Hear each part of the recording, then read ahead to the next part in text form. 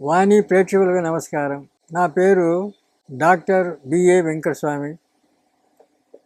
సుమారు 50 సంవత్సరాలుగా నేను ఈ ఆయుర్వేదంలో ప్రాక్టీస్ చేస్తున్నాను. మా వంశపారంపర్య ఆయుర్వేద వైద్యం ఉంది. అంచేత మాకు ఈ ఆయుర్వేదంలో ఈ మూలికా వైద్యం, రసాయనాలు కూడా మేము చూస్తుంటాం. ఎటువంటి దీర్ఘ రోగాలైనా దానికి మేము వైద్యం ఔషధాలు తయారు చేసి ఇస్తుంటాము. మాకు శ్రీ గాయత్రి ఆయుర్వేద ఫార్మసీ అనే లైసెన్స్డ్ ఫార్మసీ ఉంది. దాని ద్వారా కూడా అనేక దివ్యమైన ఔషధాలన్నీ మేము తయారు చేస్తుంటాం, రసాయనాలు కూడా. మనం ఇప్పుడు ముఖ్యంగా కొన్ని మూలికలు, అవసరమైనటువంటి మూలికల గురించి 2-3 మూలికల గురించి మాట్లాడుకున్నాం. ఇది మామిడి చెట్టు. మామిడి అంతటా ఎక్కడ చూసినా మామిడి ఉంటుంది. ఈ మామిడి పళ్ళు, దీని వచ్చే మామిడి పళ్ళు అయితే మహా ఇష్టంగా తింటుంటాం. తర్వాత దీంట్లో కొన్ని ఔషధ గుణాలు చూద్దాం. ఈ మామిడి చెక్క అంటే చాలామంది బీపీతో బాధపడుతుంటారు. దీన్ని మర్రి మామిడి, మారేడు, నేరేడు, జివ్వి, వేప ఈ చెట్ల యొక్క మొత్తం కలిపి ఆ బెరడు తీసి ఎండబెట్టి దాంతో కషాయం చేయాలి. కషాయం అంటే బాగా నీళ్ళు ఒక 5 లీటర్లు పోస్తే 2.5 లీటరు ఆవిరైపోయే వరకు అది మసలు కాగాలి. ఆ రకంగా కాల్చి ఆ వడగట్టిన నీళ్లు కషాయంగా పెట్టుకొని అది ఒక లీటర్ బాటలు అది తాగితే బీపీ అనే సమస్య మళ్ళా లైఫ్లో రాదు. తర్వాత దీనికి మించిన ఔషధమే లేదు బీపీ తగ్గించడానికి. కాబట్టి అది అందరూ చేసుకోవడానికి అవకాశం ఉంది.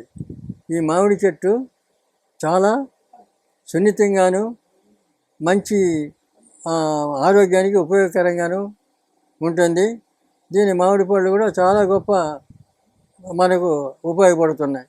కాబట్టి అలవాట్లన్నీ మారిపోయినా కనుక మనం పూర్తి పురాణ పద్ధతులన్నీ చెప్తే ఇప్పుడు ఎవరు ఆచరణలో పెట్టరు. కాబట్టి కొన్నిటిని మనం ఉపయోగంగా వాడుకోవడానికి అవసరం వచ్చిన మాత్రం వాడుకోవచ్చు. అట్లా చేసుకోవడానికి ఎవరికి ఇబ్బంది ఉండదు. అందువల్ల ఆరోగ్యాన్ని గురించి ఇప్పుడు చాలామంది చాలా రోగాలతో పడుతున్నారు. ఒక్కడు కూడా 100% నేను ఆరోగ్యంగా ఉన్నానని చెప్పగల ధైర్యం ఎవరికి లేదు. ధనవంతుడికి రోగమే, ధనం లేనివాడికి రోగమే, ఇక బిక్షగాడికి రోగమే. ఇలాంటి పరిస్థితుల్లో ఉన్నాం మనం.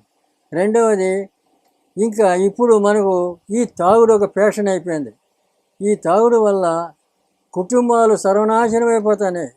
మధ్యతరగతి వాళ్ళు అయితే భార్య పిల్లలను బయటపడేసి వాడు చావడము, లేకపోతే వీళ్ళని చంపడము ఇలాంటివి జరుగుతున్నాయి. కానీ దీన్ని ప్రభుత్వమే ప్రోత్సహిస్తుంది. మరి మనం ఏం చేయగలం?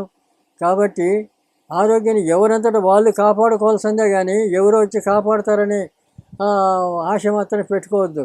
ఎవరికి వారు మనం ఇది చేస్తే మంచిదా చెడుదా, ఇది చేస్తే మంచిదా, ఇటువంటి ఆలోచన చేసుకోవాలి. ఎవరికి వాళ్ళు తెలివితేటలు బాగానే ఉన్నాయి, ఎందుకంటే అంత చదువుకున్న మూర్ఖులే. కాబట్టి ఈ చదువుకున్నలలో ఎక్కువ మంది ఇదొక ఫ్యాషన్, ఏది తాగడం, 10 మంది కలిసిపోవడం, మీటింగ్ పెట్టడం, ఆడొక డ్రింక్ పెట్టడం, ఇలాంటివన్నీ తప్పుడు పనులు. ఈ తప్పుడు పనులు ఎక్కువ చేసి మనిషి నాగరికత అధ్వానం అయిపోతుంది. నాగరికత పెరిగి నాశనం అయిపోతుంది. కాబట్టి చాలామంది ఆరోగ్యాన్ని కాపాడుకోవాలంటే సాత్విక ఆహారం తీసుకోవడం మంచిది. ఈ నాన్ వెజ్ కూడా మంచిది కాదు. అంటే నేను ఒక్కడిని చెప్తే మీరంతా మానేస్తారని కాదు, ఆలోచన చేసుకోండి. ఎందుకంటే మనం ఒక జంతువు చచ్చినా, మనిషి చచ్చినా దాన్ని ఏమంటాం మనం?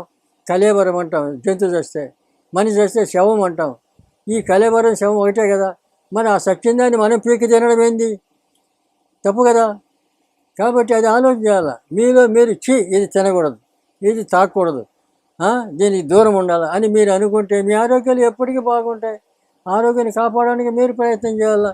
దీనికి ఎవరో వచ్చి చెప్పరు మీకు, ఇంట్లో అందరూ చెప్పరు. ఒకవేళ చెప్పినా మీరు వినరు.